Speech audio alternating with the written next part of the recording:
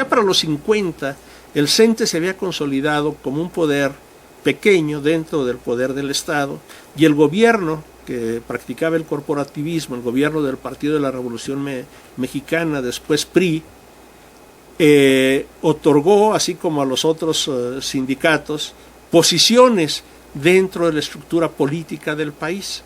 Por ejemplo, había senadores de la CTM, de la CNC, que los dirigentes, a cambio que ocupaban los dirigentes, senadores, diputados, regidores, un montón de puestos de elección popular, eventualmente algún gobernador, que el presidente concedía a los dirigentes y ellos tal vez se ponían ellos mismos o los daban a sus fieles para que los ocuparan.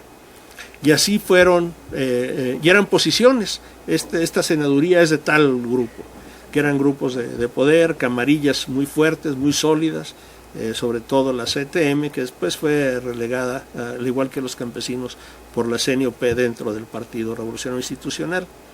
En el CENTE, el gobierno hizo lo mismo, otorgó posiciones políticas para puestos de elección popular, pero además, y ese fue el error histórico que hoy tratan que hoy están poniendo algunos en cuestionamiento, los de la alianza, lo de la Coalición Ciudadana por la Educación, que le llaman el Pacto del 46, el gobierno cometió el error histórico de otorgarle posiciones al CENTE que no eran de elección popular, sino la estructura burocrática.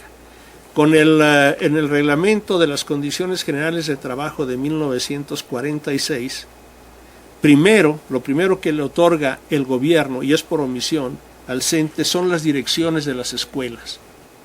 O sea que ya los directores de escuelas, que eran antes puestos de confianza, tanto en el gobierno federal como en los gobiernos de los estados, en los gobiernos de los estados en algunos estados continuaron por algún tiempo siendo de confianza.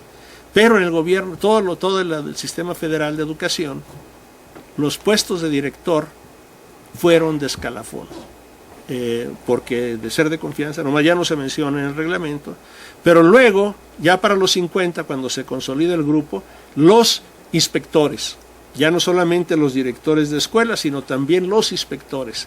Y desde 1950, el primer cacique del sindicato, Jesús Robles Martínez se llamaba, diseñó una estrategia de largo plazo para colonizar todo lo demás de la educación, no de golpe y porrazo, no por conquista violenta, sino por convenio y por poblamiento. Por convenio, porque estaban presionando o hacía que el presidente en turno o el secretario de Educación en turno les otorgara más posiciones, primero como mandos bajos dentro de la estructura de la Secretaría y luego ya como mandos medios. Para 1960, según relata Solana en un texto que escribió, todos los directores de educación federal en los estados eran ya posiciones del CENTE. Director federal de educación primaria, director federal de educación secundaria, director federal de educación física, que había mucho, director federal de educación artística, todos ya eran posiciones sindicales. Incluso Solana se queja, porque lo escribe en tono de queja, cuando era secretario de Educación Pública, dice, yo iba a algún estado y quien me recibía era el dirigente sindical, no era un funcionario de la Secretaría, me recibía los directores federales, pero en el nombre del sindicato, no como funcionarios. Entonces, todo esto lo habían colonizado, a veces por convenio o por poblamiento, porque era lógico que un director de educación federal tenía que ser maestro. O sea, no había muchas cosas ahí, no podía ser cualquiera. El asunto es que no entraba por méritos profesionales, por méritos en el servicio, sino por méritos sindicales. ¿Por qué tan leal era con el secretario seccional? Que todavía no tenía la estructura que tiene hoy, porque eran mucho menos secciones, era mucho más vertical el trato, pero ya estaba ahí. Entonces empezaron directores de escuela, supervisores, hoy se llaman supervisores, se llamaban inspectores, mandos bajos, mandos medios, y luego viene la otra cosa que es por conquista, cuando Jongitud Barrios es el siguiente cacique, arma un organismo de control paralelo al Comité Ejecutivo Nacional que le llama Vanguardia Revolucionaria del Magisterio, y va ocupando no solo los puestos políticos, sino también los puestos de dirección. El presidente Díaz Ordaz otorgó, hubo alguna negociación, pero otorgó la Subsecretaría de Educación Elemental al sindicato. Yo he tratado de averiguar cómo fue, he hecho entrevistas, pero todavía no logro si fue una concesión o se la pidió Robles Martínez o fue porque quiso. Pero entonces el sindicato ya la tomó como posición propia y eso provocó un conflicto en el gobierno siguiente. Echeverría puso un maestro ahí, siempre habían sido maestros los subsecretarios y eran políticos del PRI, pero los ponía el presidente. Entonces Echeverría puso no al que le recomendó Robles Martínez, que era Víctor Hugo Bolaños, sino al papá de su amigo Vladimir Bonfil, que eran muy amigos, habían sido compañeros de escuela y eran colegas, así, eran uña y carne. Entonces hubo broncas. Pero eso es como se colonizaron.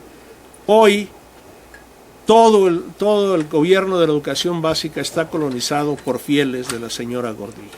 La joya de la corona era el yerno de la misma señora Gordillo, que solo cuando se rompió el pacto político, ya el presidente lo corrió, pero el daño ya estaba hecho.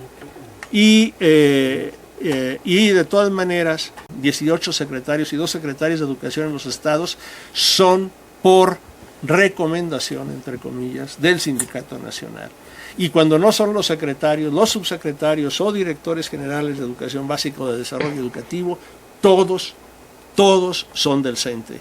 En Oaxaca, Guerrero y Michoacán tienen que negociar con los disidentes, pero es la misma. En Oaxaca, el CENTE, la sección 22, que son puros disidentes, ex comunistas, ex maoístas, ex trotskistas, o a lo mejor siguen siendo trotskistas, maoístas y comunistas, pero todos están asociados, se pelean entre ellos, pero están asociados para mantener 10 puestos dentro del IEPO, que es la Secretaría de Educación de allá, todos electos en asamblea, y que el gobernador en funciones designa como parte de un pacto. Y así les va a los pobres gobernadores. Y digo pobres incluyendo, no porque sean pobres, sino porque así les va en términos políticos.